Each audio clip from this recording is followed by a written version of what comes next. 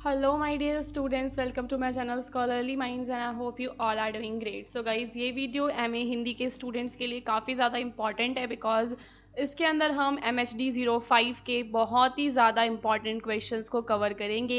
ये MHD 05 की part 1 video है। इसके बाद हम और भी पार्ट्स लेकर आएंगे जिसके अंदर बाकी के इंपॉर्टेंट क्वेश्चंस को डिस्कस करेंगे। हमारे पास MHD 05 के पूरे जो नोट्स हैं वो अवेलेबल हैं, जिसके अंदर आपको मिलते हैं around 20 questions with their detailed answer. तो अगर आपको उन नोट्स को परचेज करना है तो आप डिस्क्रिप्शन में दिए हुए नंबर पे हमें मैसेज करके अपने MHD 05 के नोट्स को परचेज कर सकते हैं।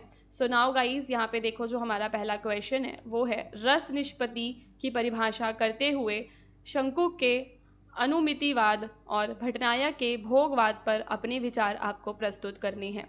तो रस निष्पत्ति का क्या मतलब होता है? तो इसका मतलब होता है रस का जन्म या रस की अनुभूति कैसे होती है। जब भी हम कोई कविता पढ़ते हैं तो हमें उसमें रस की अनुभूति होती है ना। जैसे कि कोई कविता में प्रेम का वर्णन है तो हमें प्रेम की अनुभूति होगी, वीरता का अनुभव है तो हमें वीरता की अनुभूति होगी। तो हम क्या करते हैं कि उसको महसूस कर पाते हैं और उसका आनंद ले पाते हैं, और यही क्या कहलाता है स्टूडेंट्स? यही कहलाता है रस। तो रस निष्पत्ति वही प्रक्रिया है जिससे ये भाव हमारे मन में उठते हैं और हमें आनंदित करते हैं। अब दो बड़े विद्वानों ने इस पर अपने विचार दिए। सबसे पहले हम पढ़ेंगे शंकुक का अनुमितिवाद यानी अनुमान वाला विचार। तो शंकुक कहते हैं कि जब दर्शक, जैसे कि आप या हम, कोई नाटक देखते हैं तो हम उसमें जो भाव होते हैं उन्हें सीधे महसूस नहीं करते बल्कि अनुमान लगाते हैं। अगर नाटक में सीता दुखी है तो हम सोचते हैं कि शायद वह राम को याद कर रही है। ये जो सोच है वह अनुमान यानी कि अनुमिति है। शंकुक के अनुसार रस तभी आता है जब दर्शक समझदार होता है और वो इन भावों का सही अनुमान लगा पाता है। मतलब उनके हिसाब से रस एक बुद्धि से जुड़ा अनुभव है जो अनुमान के जरिए होता है। भटनायक कहते हैं कि रस सिर्फ अनुमान से नहीं आता बल्कि हम सीधे उसे अनुभव भी करते हैं, जैसे कोई चीज़ का स्वाद चखना। ठीक है, पहले हम शब्दों का मतलब समझते हैं, इसे कहते हैं अभिधा। फिर हम भावकत्व हो जाते हैं, फिर हम उस भाव को अपना नहीं सबका मानते हैं, भोजकत्व, यानी कि अंत में हम उस भाव को रस की तरह भोगते हैं, यानी मतलब गहराई से महसूस करके उसका आनंद लेते हैं। तो उनके अनुसार रस एक भावनात्मक और आनंद का अनुभव है जो हम पूरी तरह डूब कर महसूस करते हैं।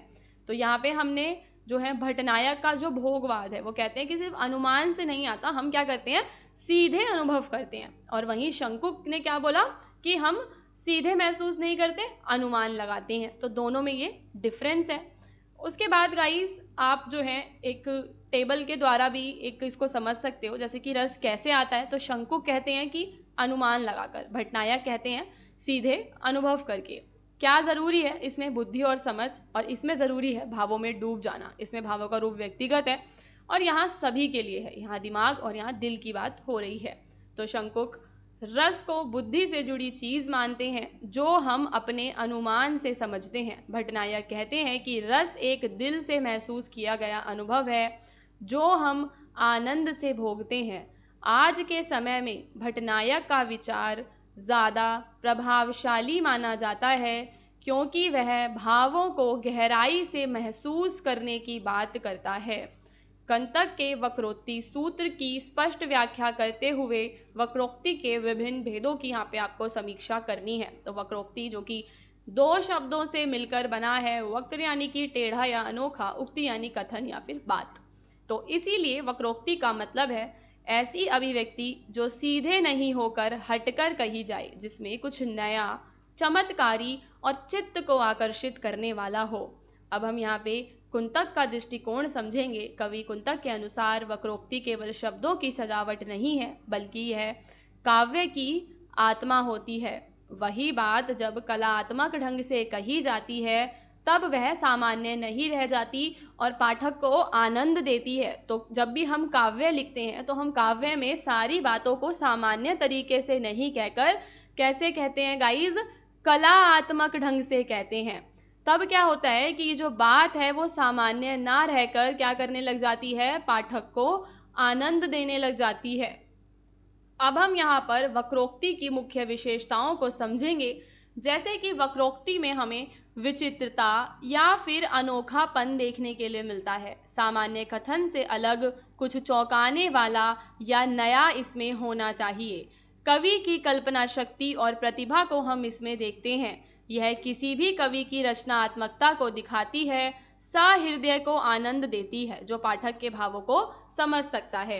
कुंतक के अनुसार वक्रोक्ति जो है वो 6 प्रकार की है। सबसे पहले हम देखते हैं शब्दों के अक्षरों या ध्वनि में, ठीक है। जैसे कि हम अनुप्रास जैसे जो अलंकार हम देखते हैं ना, जैसे चल चल, चंचल, चपल, चाल, यहाँ पे च वर्ण की पुनरुक्ति सुनने से एक लय पैदा होती है। तो पहला प्रकार होता है जिसमें हम लय जो है लय को पैदा करते हैं। दूसरा होता है पद पूर्वार्ध वक्रता। तो जब किसी शब्द के पहले भाग में वक्रता हो, कवि ऐसा प्रयोग करता है जिससे पाठक सोचने लगे या किस ओर इशारा करता है। दूसरा पद परार्ध वक्रता, जब शब्द के दूसरे भाग में वक्रता, यह अर्थ या ध्वनि को विशेष और रोचक बनाता है। फिर उन्होंने वाक्य वक्रता, प्रकरण वक्रता और प्रतिभा वक्रता के बारे में भी बताया है। तो ये 6 टाइप्स हैं, इन्हें आप लोग नोट डाउन कर लीजिए। नाउ गाइस, सारांश में हम बताएंगे कि कुंतक ने वक्रोक्ति को काव्य की आत्मा कहा है। उनके अनुसार जब एक कवि साधारण बात को अलग, सुंदर और कलात्मक ढंग से कहता है, तभी वह कविता बनती है। वक्रोक्ति का हर भेद भाषा की सूक्ष्म से व्यापक परतों में सौंदर्य भरता है। कुंतक का वक्रोक्ति सिद्धांत भारतीय काव्य शास्त्र में एक महत्वपूर्ण और सृजनात्मक योगदान है, और ये हमें बताता है कि सिर्फ भाव ही नहीं, उनकी प्रस्तुति का तरीका भी उतना ही ज़रूरी है। आज भी कविता, कहानी या नाटक में जो बात हटकर कही जाती है वो ज़्यादा ध्यान खींचती है। तो यहाँ पे मैं आपको बता देती हूँ कि पार्ट 2 जो वीडियो है वो भी आज ही अपलोड हो जाएगा। उसके लिए आप लोग हमारे चैनल को सब्सक्राइब कर सकते हैं। उसके अलावा अगर आपको सारे अपडेट्स टाइमली चाहिए तो आप डिस्क्रिप्शन में दिए हुए व्हाट्सएप चैनल को ज्वाइन कर लो, ताकि जब भी कोई न्यू वीडियो आएगा तो उसके बारे में मैं व्हाट्सएप पे अपडेट दे देती हूँ। ठीक है स्टूडेंट्स, तो अभी हम लोग मिलेंगे हमारे नेक्स्ट वीडियो में।